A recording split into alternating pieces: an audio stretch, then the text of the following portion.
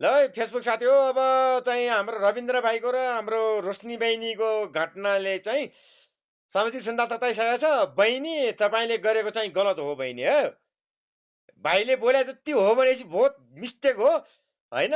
त्यसमा चाहिँ बहिनीले पनि बुझ्नुपर्ने कुरो हो। बहिनीको बाउले चाहिँ पनि तपाईँ नि पढ लेखेको मान्छे डिभोर्स गरिदिनु न भनेर सजिलै भनिदिनु भएछ। त्यो पनि गलत हो बहिनी। त हजुरको बाउले बोलेको बोलेको नबोलेको त हामीले त्यो अब साथै मात्र राखेर चाहिँ हामीले त्यो संस्कृति चाहिँ हो कि होइन हामीले त्यो सुन्नु बाँकी छ।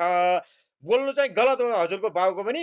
बहिनी लोग्ने मान्छेले माया गर्छ नि सच्च गर्छ के।